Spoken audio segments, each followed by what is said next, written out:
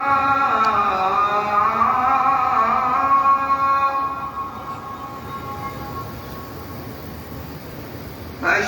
أن لا إله إلا الله.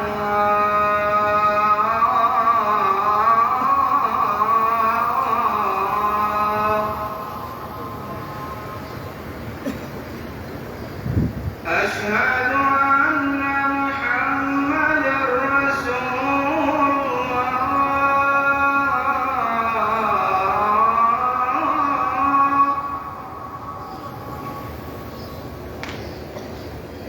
أشهد أن محمدًا رسول الله.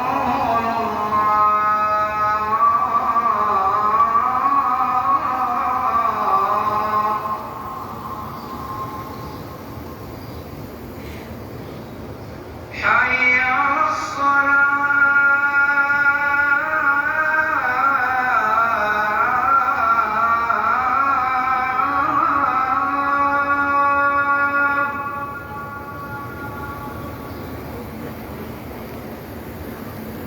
حي على الصلاة.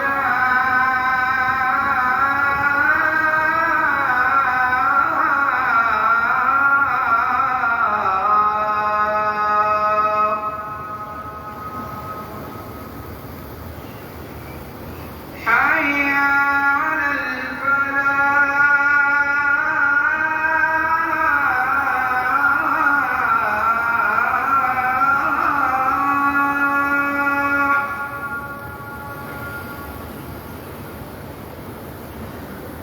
حي على الفلاح.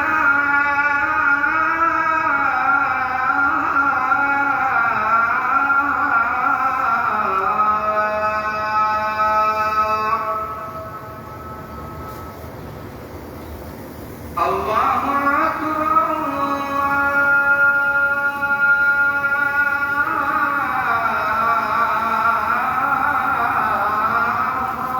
أكبر. لا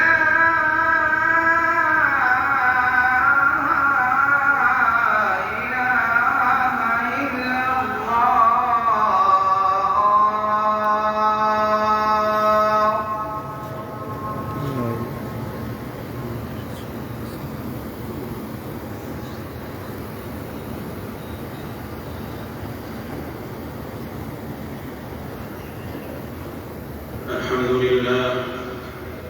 الحمد لله على نعمة الماء التي أروت قلوب ضرها وفاض في الأرض نهرها، وأشهد أن لا إله إلا الله وحده لا شريك له شهادة يقترن بالخلود ذكرها وينسدل على الهفوات سترها، وأشهد أن نبينا وسيدنا محمدًا عبده ورسوله شهادة يعم الكون نشرها، صلى الله وسلم عليه وعلى آله وأصحابه صلاة دائمة من هل من السماء قطرها.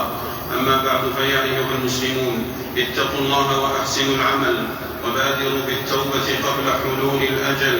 يا أيها الذين آمنوا اتقوا الله حق تقاته ولا تموتن إلا وأنتم مسلمون. أيها المسلمون، الماء هبة البارئ الكريم، أنزله وجعله سقيا للخلق، يتخلل ويتسلسل وينهمر وينصب، فتخضر بغدرانه الأرض ويضحك بتهتانه الروض، يروي الهضاب والآكام ويحيي النبات والسوام ويسقي الخلق والأنام، يبوح بأسراره صباؤه ويلوح بإعجازه نقاؤه، وينطق بآيته سهولته وعذوبته وإرواؤه، وكل شراب وإن رق وصبا وعذب وحلا فليس يعوض منه ولا ينوب عنه. ولما كان الماء حياة الأنفس كانت العرب تستعير في كلامها الماء لكل ما يحسن منظره وموقعه ويعظم قدره ومحله، فتقول ماء الوجه وماء الشباب وماء النعيم وماء الحياء وماء الحياة. وصدق الله ومن أصدق من الله قيلا. وجعلنا من الماء كل شيء حي أفلا يؤمنون. أيها المسلمون، وسقي الماء عنوان الرحمة وآية الإحسان، وصدقة مباركة طيب الأرواح ريها وأحيا النفوس قطرها. وكانت سقاية الحاج مأثرة من مآثر العرب ومذخرة من مفاخرهم. فعن عبد الله بن عمرو رضي الله عنه أن رسول الله صلى الله عليه وسلم قال: ألا إن كل مأثرة كانت في الجاهلية تذكر وتدعى من دم أو مال تحت قدمي إلا ما كان من سقاية الحاج وسدانة البيت. أخرجه أبو داود. أيها المسلمون، وقد وردت الأحاديث الصحاح في فضل السقاية وتفخيم شأنها وتعظيم قدرها. فعن ابن عباس رضي الله عنهما أن رسول الله صلى الله عليه وسلم أتى زمزم وهم يسقون ويعملون فيها فقال: اعملوا فإنكم على عمل صالح. ثم قال: لولا أن تغلبوا لنزلت حتى أضع الحبل على هذه، يعني عاتقه، وأشار إلى عاتقه. أخرجه البخاري. وعن جابر رضي الله عنه أن النبي صلى الله عليه وسلم قال: انزعوا بني عبد المطلب فلولا أن يغلبكم الناس على سقايتكم لنزعت معكم، فناولوه دلوا فشرب منه. رواه مسلم. قال النووي: وفيه فضيلة العمل في هذا الاستقاء. أيها المسلمون، ويندب سقي الماء في كل زمان صيفا وشتاء، ولكنه في صفحة الحد وصمخته آكد استحبابا. وسقاية الماء وتبريد الأكباد الحارة وإرواء الصدور العطشة التي أصابها سعار العطش والتهابه، وإنقاذ الأكباد الصادية في البيداء الخالية، وإسعاف النفوس الظامئة في وهج الأيام القائضة من أفضل الصدقات وأجل القربات. عن أبي هريرة رضي الله عنه عن النبي صلى الله عليه وسلم قال: ليس صدقة أعظم أجرا مما رواه البيهقي. وعن سعد بن عبادة رضي الله عنه قال: قلت يا رسول الله إن أمي ماتت فأي الصدقة أفضل؟ قال: الماء. فحفر بئرا وقال: هذه لأم سعد. رواه أبو داود وابن ماجه. وعند الطبراني في الأوسط: أفينفعها أن أتصدق عنها؟ قال: نعم، وعليك بالماء. وعن ابن عباس رضي الله عنهما شك الراوي وقال: أظنه رفعه. قال: في ابن آدم 60 و300 سلامة أو عظم أو مفصل، على كل واحد في كل يوم صدقة، كل كلمة طيبة صدقة، وعون الرجل أخاه صدقة، والشربة من الماء يسقينا صدقة، وإماطة الأذى عن الطريق صدقة. أخرجه البخاري في الأدب المفرد.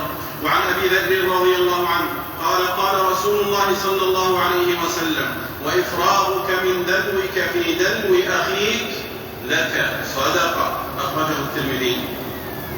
وعن العرباض بن سارية رضي الله عنه قال: سمعت رسول الله صلى الله عليه وسلم يقول: إن الرجل إذا سقى امرأته من الماء أجر.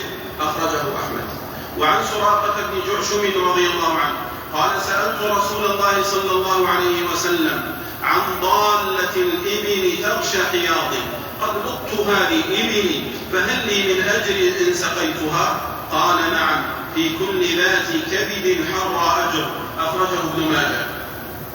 وعن أبي هريرة رضي الله عنه أن رسول الله صلى الله عليه وسلم قال: بين رجل يمشي فاشتد عليه العطش فنزل بئرا فشرب منها، ثم خرج فإذا هو بكلب يلهث يأكل الثرى من العطش، فقال: لقد بلغ هذا مثل الذي بلغ بي، فملأ خفه ثم أمسكه بفيه، ثم رقي فسقى الكلب فشكر الله له فغفر له. قالوا يا رسول الله وإن لنا في البهائم أجرا؟ قال في كل كبد رطبة أجر. أخرجه البخاري. قال العيني وفيه أن سقي الماء من أعظم القربات. وقال بعض التابعين من كثرت ذنوبه فعليه بسقي الماء. فإذا غفرت ذنوب الذي سقى كلبا فما ظنكم بمن سقى مؤمنا موحدا وأحياه بذلك. وقال ابن القيم وإذا كان الله سبحانه قد غفر لمن سقى كلبا على شدة ظمئه فكيف بمن سقى العطاش وأشبع الجياع وكسى العراة من المسلمين؟ أيها المسلمون، وإذا شربتم الماء النقي الهني الرضي فتذكروا فقراء المسلمين الذين يسكنون المعطشة، تذكروا من لا يجدون إلا الماء الآسن الآجن الذي لا يشربه أحد من نتنه وتغير لونه ورائحته. وإذا فتحتم الصنابير في بيوتكم فانفج الماء الزلال السلسال ثجا فتذكروا من يسيرون يوما وليلة وأكثر يبحثون عن الماء. تذكروا من أجبرهم الجفاف ونضوب الآبار على ترك منازلهم وقراهم. قد أصابهم من العيش ضبب وجفف وشرف وتلف وهم يستسقون فضل المحسنين فاستنقذوهم وأعينوهم. فعن أبي هريرة رضي الله عنه قال رسول الله صلى الله عليه وسلم إن الله عز وجل يقول يوم القيامة يا ابن آدم استسقيتك فلم تسقني. قال يا رب كيف أسقيك وأنت رب العالمين؟ قال استسقاك عبدي فلان فلم تسقه أما علمت أنك لو سقيته لوجدت ذلك عندي؟ رواه مسلم. ويدخل في سقي الماء والصدقة به تسديد فواتير المياه عن الفقراء والمساكين والمحتاجين والعاجزين الذين لا حيلة لهم في السداد والوفاء ولا استغناء لهم عن الماء. أيها المسلمون، ومن القرب الجليلة وقف السقايات العامة المخصصة لشرب الماء كالآبار والبرك والحياض وبرادات المياه العامة وتسبيلها وتحبيسها، وبناء المحطات الوقفية لتنقية المياه وتحليتها، وتوصيل شبكات المياه لمنازل الفقراء وقراهم، وتوزيع عبوات المياه، وتسبيل الماء في الطرقات والأسواق والمساجد وغيرها. فقد اشترى عثمان رضي الله عنه بئر رومة وسبلها على المسلمين، وذلك حين قال رسول الله صلى الله عليه وسلم من حفر رومة فله الجنة. أخرجه البخاري. وعند النسائي من يبتاع بئر رومة غفر الله له، فاشتراها عثمان رضي الله عنه. وفيه فضل تحبيس الآبار والركايا. وعن أنس رضي الله عنه أن النبي صلى الله عليه وسلم قال 7 يجري للعبد أجرهن وهو في قبره بعد موته: من علم علما أو أجرى نهرا أو حفر بئرا أو غرس نخلا أو بنى مسجدا أو ورث مصحفا أو ترك ولدا يستغفر له بعد موته. رواه البزار. وعن جابر بن عبد الله رضي الله عنه عن رسول الله صلى الله عليه وسلم قال من حفر ماء لم يشرب منه كبد حرا من جن ولا إنس ولا طائر إلا آجره الله يوم القيامة. أخرجه ابن خزيمة. سهل الشرائع تروى الحائمات به.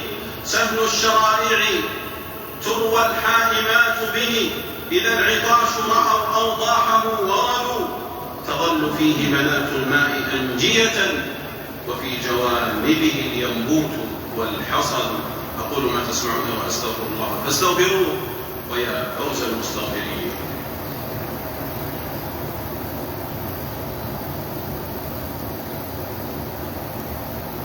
الحمد لله آوى من إلى لطفه أوى، وأشهد أن لا إله إلا الله وحده لا شريك له داوى في إمعانه من يئس من أسقامه الدواء، وأشهد أن نبينا وسيدنا محمدا عبده ورسوله من اتبعه كان على الهدى ومن عصاه كان في الغواية والردى. صلى الله عليه وعلى آله وأصحابه صلاة تبقى وسلاما يترى. أما بعد، فيا أيها المسلمون اتقوا الله وراقبوه واطيعوه ولا تعصوه. يا أيها الذين آمنوا اتقوا الله وكونوا مع الصادقين. أيها المسلمون، ومن فضل الماء في بئره المملوكة له عن حاجته وحاجة عياله وماشيته وزرعه، فيشرع في حقه بذله لغيره بغير ثمن ولا عوض ولا بيع. وذهب جماعة من الفقهاء إلى أنه مأمور ببذله على وجه الإيجاب لا الاستحباب، كما قال الناظم: وبذل فضل الماء جاء في الشرع لزومه حتى لسقي الزرع، هذا ولو منبعه مملوك غني الطالب أو صعلوك. لحديث جابر رضي الله عنه قال: نهى رسول الله صلى الله عليه وسلم عن بيع فضل الماء، رواه مسلم. وعن ابي هريره رضي الله عنه ان النبي صلى الله عليه وسلم قال: وابن السبيل اول شارب، اخرجه احمد. والمعنى ان صاحب البئر اذا اخذ حاجته لم يجز له منع ابن السبيل.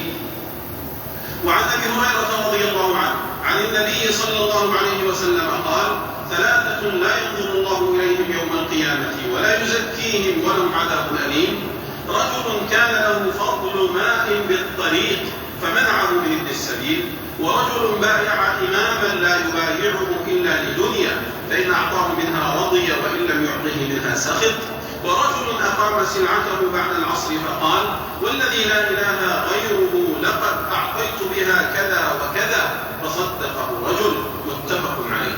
وفي لفظ للبخاري: ورجل منع فضل ماء فيقول الله: اليوم أمنعك فضلي كما منعت فضل ما لم تعمل يداك.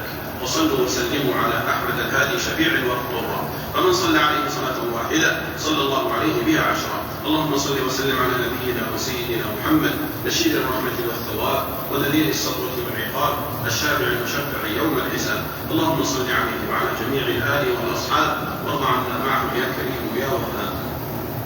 اللهم اعز الإسلام والمسلمين وأذل الشرك والمشركين ودمر أعداء الدين، واحفظ بلادنا المملكة العربية السعودية من كيد الكائدين ومكر الماكرين وحقد الحاقدين وحسد الحاسدين وجميع بلاد المسلمين يا رب العالمين. اللهم وفق إمامنا وولي أمرنا خادم الحرمين الشريفين لما تحب وترضى، وخذ بناصيته للبر والتقوى. اللهم وفقه وولي عهده وسائر ولاة المسلمين لما فيه عز الإسلام وصلاح المسلمين يا رب العالمين.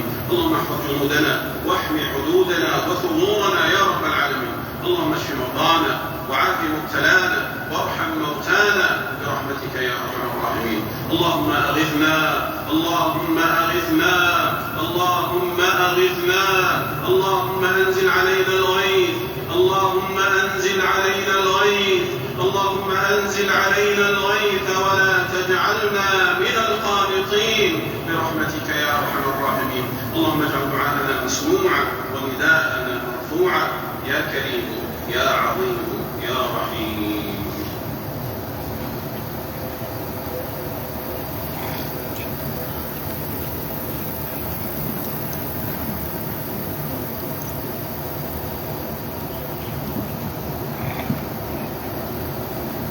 الله أكبر الله أكبر، أشهد أن لا إله إلا الله،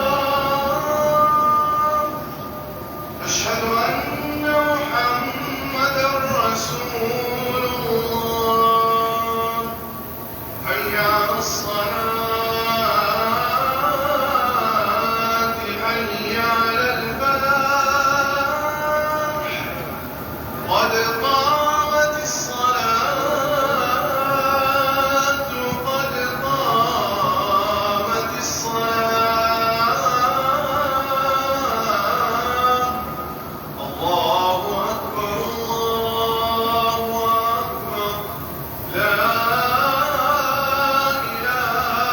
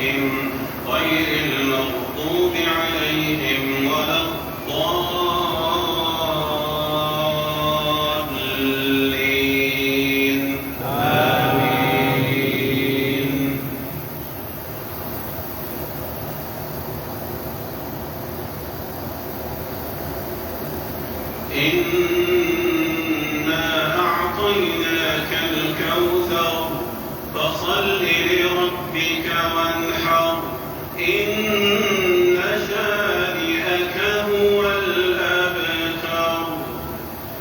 الله أكبر. الله أكبر.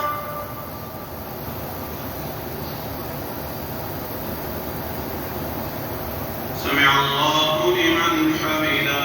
ربنا ولك الحمد.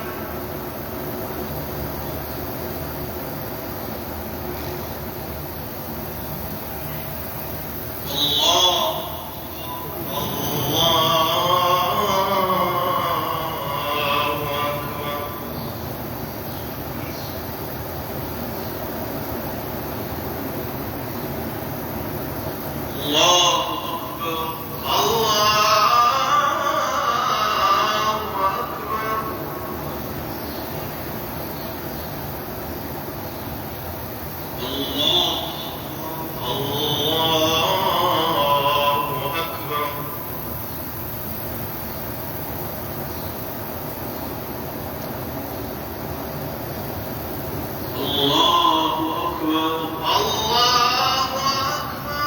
الحمد لله رب العالمين الرحمن الرحيم مالك يوم الدين إياك نعبد وإياك نستعين اهدنا الصراط المستقيم صراط الذين أنعمت عليهم غير المغضوب عليهم ولا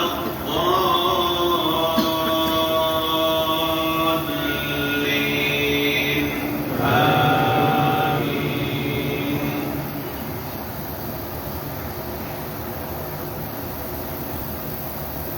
قل هو الله أحد الله الصمد لم يلد ولم يولد ولم يكن له كفوا أحد.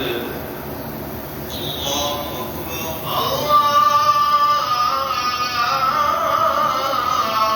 أكبر.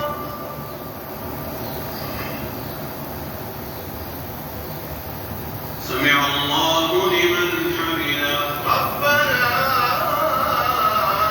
ولك الحمد.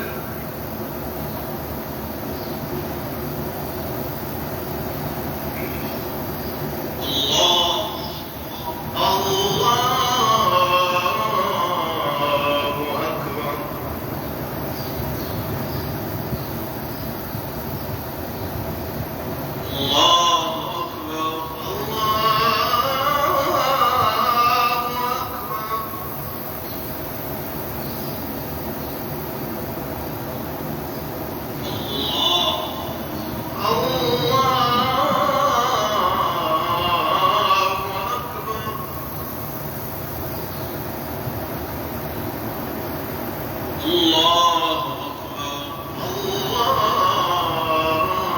الله أكبر.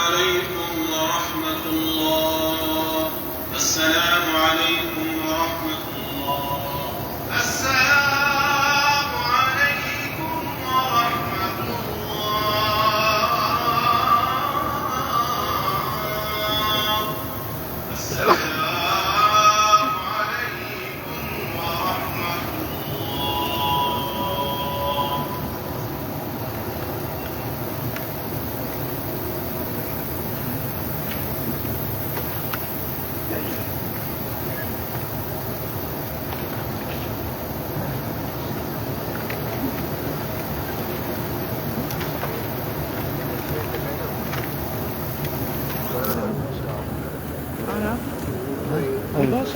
أيوة. ايش اسمه؟ واتساب ولا I love مدينة. ها؟ I love مدينة. هاي مدينة. أيوة. فيسبوك ولا فيسبوك.